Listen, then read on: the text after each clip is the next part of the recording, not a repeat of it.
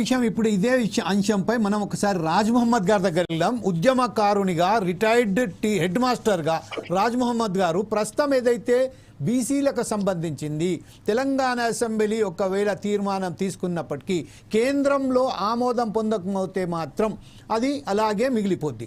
అంటే తూతూ మంత్రంగా కాంగ్రెసు ముస్లిం సమాజాన్ని తన వైపు అక్కన చేర్చుకోవడానికే, రేపు రాబోయే ఎన్నికలలో లబ్ధి పొందడానికే ఈ ప్రయత్నంలో భాగంగానే ఇలాంటి చర్యలు తీసుకుని అనుకుందామా? వాస్తవానికి ముస్లిమ్స్లో ఎన్ని వర్గాలు ఉన్నాయి, దాన్ని ఎలా మనం అది చేయవచ్చు, దాన్ని కేటగిరీ వైజ్ చేయవచ్చు. ఈ విషయంపై మీరు ఒకసారి విశ్లేషిస్తే బాగుంటుంది.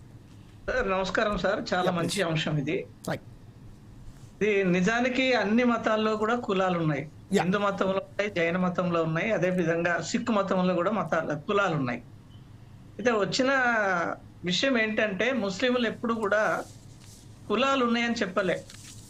ఖురాన్లో కులాలు లేవు కాబట్టి కులాలు అనే విషయమే లేదు, ప్రసక్తి ఎక్కడ రాలేదు. అంటే కానీ గవర్నమెంట్ 1953లోనే కేంద్ర ప్రభుత్వం దూదేకుల వాళ్ళ యొక్క స్థితిగతులన్నిటినీ గుర్తించి అధ్యయనం చేసి బీసీ బిలో చేర్చడం జరిగింది. అదేవిధంగా మేతర్ ముస్లిమ్స్ అవును, వాళ్ళను కూడా 53లో పాకి పని చేసేవాళ్ళు. పాకి పని అంటే ఇప్పుడు సెప్టిక్ లెట్రిన్స్ లేక ముందు నగర ప్రాంతాల్లో అదంతా పాకి పని అంతా తీసి బయట వేసేవాళ్ళు. వాళ్ళని బీసీలో కాకుండా ఎస్సీఏలో చేర్చింది.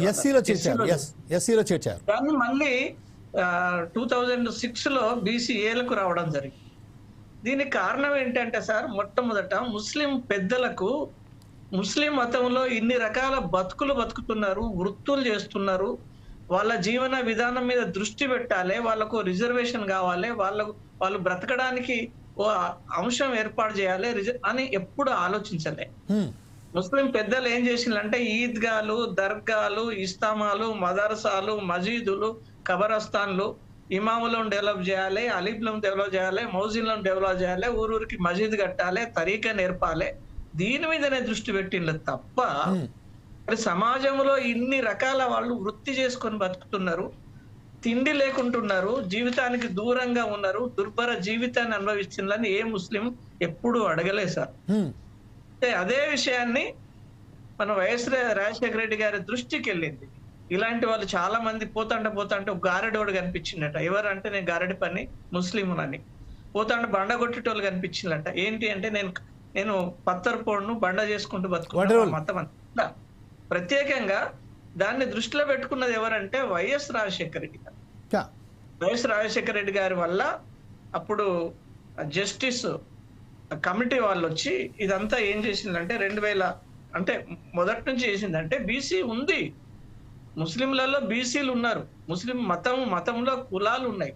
ఏదో నవారు పట్టే పరుపులు వేసుకొని దూదెక్కుంటూ బ్రతికే జీవితం, దుర్భర జీవితాన్ని గడిపే ముస్లిం దూదెక్కుల వాళ్ళు ఉన్నారు, పాకి పని చేసే మేతర్ వాళ్ళు ఉన్నారు, కసబులు వీళ్ళు కూడా ఉన్నారు. వీళ్ళంతా ఓబీసీలో కూడా ఉన్నారు. వీళ్ళంతా ఇప్పుడు కాదు, ఎప్పటి నుంచో 53 నుంచి స్వతంత్రం ముందు నుంచి కూడా బ్రిటిష్ వాళ్ళే వీళ్ళను 1853లో వీళ్ళని గుర్తించిండ్రు. దారిద్ర రేఖకు దిగువనున్న అప్పటి నుంచి కూడా బీసీ కమ్యూనిటీలలో వస్తుంది.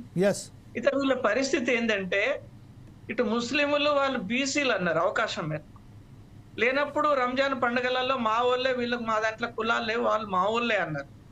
అంటే ఈ దూదేకులు కానీ మేతర్ వాళ్ళు కానీ ఇటు బీసీ కానీ ఇటు మైనారిటీ కాకుండా అది రెంటికి చెడ్డ రేవటిగా వాళ్ళు బతుకుతూ వచ్చేసి వాళ్ళకు కూడా ఎక్కడ ఆదరణ ముస్లిం వాళ్ళకి కల్పించలే.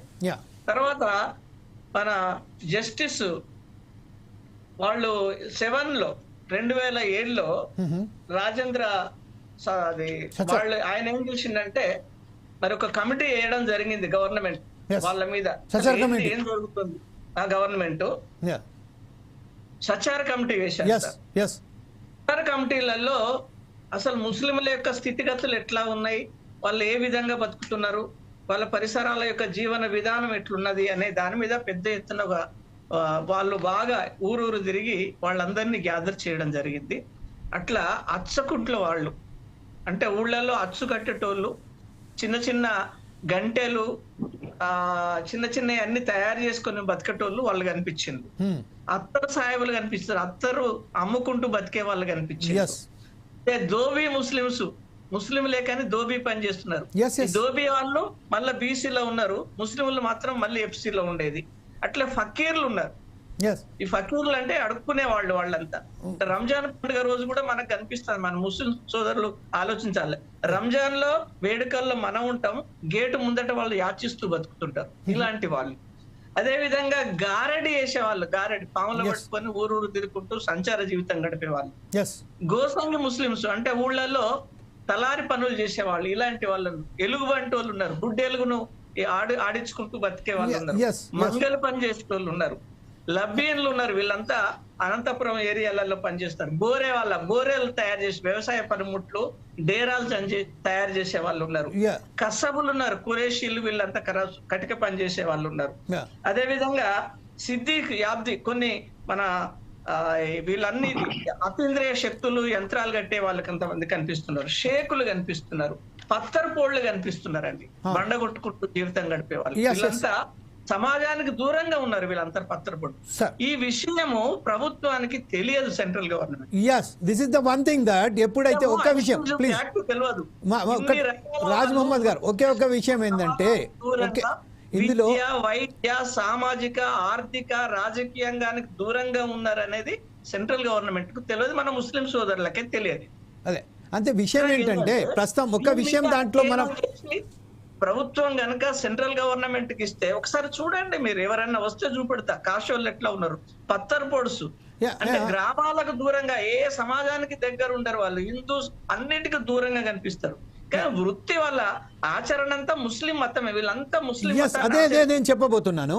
అంటే కేవలం ఒక ముస్లిం ఏదైతే ఒక రిచువల్ ఉందో కల్మె తయ్యబా కానీ నమాజ్ కానీ, నమాజ్ విషయంలో అందరూ ఒకే సరి సమానంగా ఉంటారు. కాబట్టి ఎవరైతే వేరే వాళ్ళు ఉన్నారో రాజకీయ నాయకులు కానీ ఇంకా వేరే మతస్థులు ఉన్నారో వారికి సంబంధించిన ఒకే విషయంలో ముస్లిమ్స్కు సంబంధించిన ఐక్యత ఎక్కడ ఉంటుంది, నమాజ్ వద్ద లా ఇలాహా ఇల్లల్లా ముహమ్మదు రసూలల్లా సల్లల్లాహు తఆలా వసల్లం చెప్పినప్పుడే మాత్రం వీళ్ళందరూ ఏకంగా అయిపోతారు అనే ఒక దృక్పథం మాత్రం దానికి మధ్య ఖచ్చితంగా ఉంది. కానీ ఇన్ని వర్గాలు, ఇన్ని కులాలు, ఇన్ని అయితే వెనుకబడిన జాతులు ఉన్నట్టుగా దాన్ని గుర్తించలేకపోవడం అనేది వైఫల్యం ఎవరిది అనుకుంటారు మీ దృష్టిలో? అది ప్రభుత్వంతో పాటు మత పెద్దలది కూడా సార్. ఆ మతానికి సంబంధించిన వాళ్ళు ఆలోచించాలి. నా తర్వాత నా మతంలో ఎంతమంది ఉన్నారు, ఏ విధంగా బతుకుతున్నారు, వాళ్ళకి ఏం కావాలి, ఎలాంటి వాళ్ళ జీవన విధానం ఎట్లున్నది, విద్యాపరంగా ఎట్లున్నారు, వైద్యపరంగా ఎట్లున్నారు, సామాజికంగా ఎట్లా ఉన్నారు, రాజకీయంగా ఎట్లున్నారు అనేది ఒక ఆలోచన పెద్దలకు ఉండాలి. పెద్దలు ఉండే వాళ్ళు ఏం చేయాలి, సపోర్ట్ చేయాలి. అయ్యా మా కమ్యూనిటీలో ఇన్ని రకాల వాళ్ళు ఉన్నారు. ఇంకొక విషయం ఏంటంటే నేను ఒకసారి మీ వద్దకు వస్తాను. అప్పటిదాకా మనం ఒకసారి చంద్రశేఖర్ గారి దగ్గరికి వెళ్దాం. చంద్రశేఖర్ గారు ఈరోజు ఎకనామికల్లీ వీకర్ సెక్షన్కు సంబంధించిన లబ్ధి పొందడానికి, అందులో ఫార్వర్డ్ బ్లాక్కు సంబంధించిన ఎవరైతే ఉన్నారో వాళ్ళను కూడా అవకాశం కల్పించడానికి ఓటు బ్యాంక్ రాజకీయంగానే కేవలం కొంతమంది కొంత పార్టీలు దీన్ని ఉపయోగించుకుంటున్నారు, బీసీకి ఒక ట్రంప్ కార్డ్ లాగానే ఉపయోగించుకుంటారని ఒక వాదన ఉన్నది, వ్యాపాకు లాగానే ఉపయోగించుకుంటారు. ఈ విషయంపై చంద్రశేఖర్ గారు మీరేమంటారండి? మీ ఫోన్ను అన్మ్యూట్ చేయండి sir please, if you don't mind.